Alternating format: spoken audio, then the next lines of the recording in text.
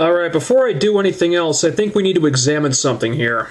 Because it's not until you examine it that you realize just how much of a clusterfuck this Immortal storyline has really become. It starts off with Immortal and Fortune feuding with an initial group of babyfaces. Over the next few months, these babyfaces are defeated, buried, depushed, and made to look like jobbers for the most part, with one or two exceptions. Then most of them are cast aside, so Immortal can feud with a second group of babyfaces. This was originally going to be the Main Event Mafia. All the build-up was about the Main Event Mafia, but TNA didn't bother to get those guys locked into contracts first, so they went to WWE instead. So when the Main Event Mafia couldn't happen, the writers switched gears at the last minute, turned Fortune face for no discernible reason storyline-wise, had them join forces with this bizarre alliance of Kurt Angle, Scott Steiner, and Crimson, and had them be the next crop of babyfaces to feud with Immortal, even though it made absolutely no sense for them to turn face when they did. And sure enough, the cracks in this thing began to show almost immediately. Fortune were pretty much the four best talents in Immortal, so without Fortune, Immortal is a fucking joke. It's basically the Hardys, Jeff Jarrett, the Jobber security guards, and Rob Terry. That sucks. So now the babyfaces are stuck feuding with a bunch of idiots that, realistically, they should just plow right through, with the exception of the Hardys, I guess. But the problems are bigger than just that. They don't have enough solid people in Immortal to feud with these guys. AJ starts to oscillate between feuding with Ric Flair and Matt Hardy, and AJ Styles jobbing to Matt Hardy is fucking ludicrous, by the way. Then you've got Beer Money, who get put in a mini feud with the Jobber security guards, and then, spoiler alert, they're gonna face Inc. at the pay-per-view. Inc. Who are babyfaces, not affiliated with Immortal, and have barely been on TV in months. Yeah, that makes a lot of sense. Then Kazarian starts to feud with Robbie and Cookie, who are also not affiliated with Immortal in any way, and then the feud just ends. It just ends. I guess because Robbie and Cookie are gonna feud with some other bimbo from the Jersey Shore show now. So now you've got Kazarian saying that he's going to return the X Division to the forefront, despite the fact that he only seems to wrestle an X Division match on TV maybe once a month, if that, and his entire role right now seems to be nothing more than to do run-ins to save the other Fortune guys when they get beat down.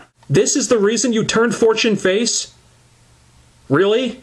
Then you've got Kurt Angle, who's still languishing in this intolerable feud with the Jarretts. Scott Steiner's feuding with the botched Rob Terry, God help us all, and Crimson, the mysterious newcomer who had all this build-up, all this hype, as the harbinger of they, suddenly has absolutely nothing to do. They had no feud for him, they had no storyline for him beyond just being the guy who said that they were coming.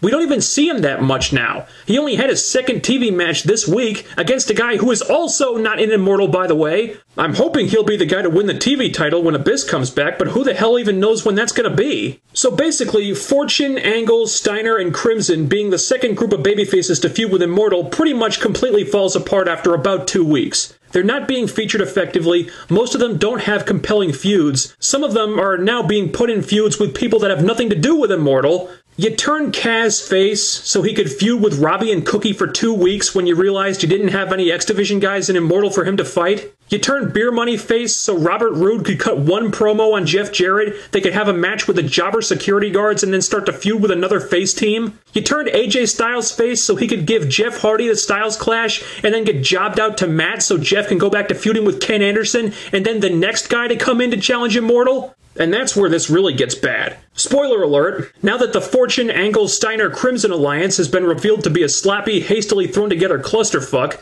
you shove that aside, just like you shoved that first group of babyfaces aside, and you bring back Sting of all people to save the day, doing what Fortune couldn't do, what Ken Anderson couldn't do, what Matt Morgan couldn't do, what Samoa Joe couldn't do, what the Pope couldn't do, what Doug Williams couldn't do, what the Motor City Machine Guns couldn't do, what Jay Lethal couldn't do, what Rob Van Dam couldn't do, what Kurt Angle couldn't do.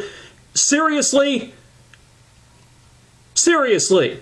My extraordinarily long-winded point is this. It couldn't have been more obvious that Fortune turning face and forming the alliance with Angle, Steiner, and Crimson was a last-minute change of direction. But if you didn't have some kind of plan for it, if you clearly had absolutely no idea where you were going to go with it, then why the fuck did you do it in the first place? Why even bother if you were just going to bring back Old Man Sting to do what they couldn't, rendering all of them completely irrelevant? Incompetent doesn't even describe writing this bad. This entire Immortal storyline, it's not just all over the map, it's off the map completely.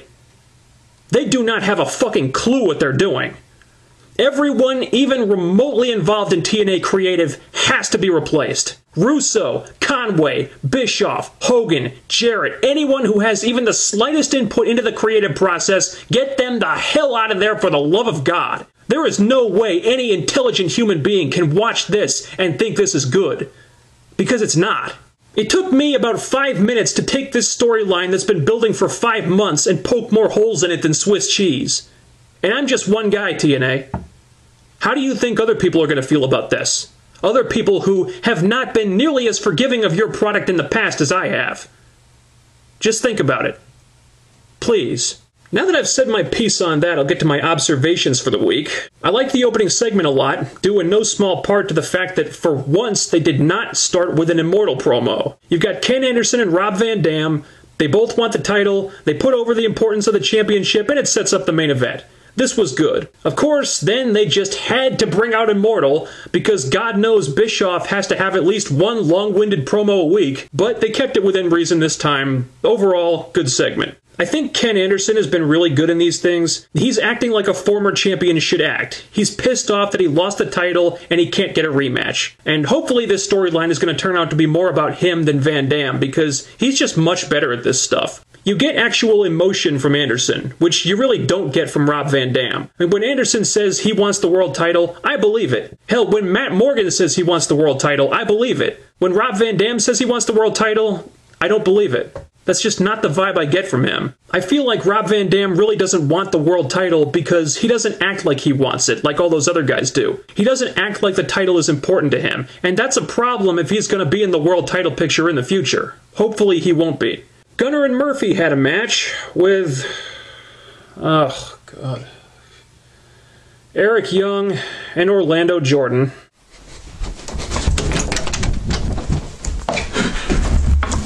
Eric Young has another new gimmick with the Team Canada shorts. I don't care. The match was boring. Gunner and Murphy are boring. They're not very good in the ring, and character-wise, they're completely bland and uninteresting. Although I'm pretty sure Jordan never actually got to tag in during this match, and he pretty much got embarrassed here, so thank God for small favors. The Devon Bully Ray segment was actually really good, I thought. Again, clear-cut face, clear-cut heel, no stupid overcomplicated stuff. The audience is responding to it the way they should. So believe it or not, this is probably one of the most well-handled feuds on the show right now. It's just a shame that it's a feud I have absolutely no investment in and don't care about. The Scott Steiner-Rob Terry segment was pretty hard to sit through. We already knew Terry couldn't wrestle worth a crap, and now we know he can't cut promos worth a crap either. I do appreciate Steiner completely pooning Terry on the mic, but this feud promises to be absolutely awful. TNA just refuses to give up on Rob Terry for reasons I cannot fathom. This loser is a complete waste of time and money, and they just don't want to see it. A blind man could see it, but TNA can't.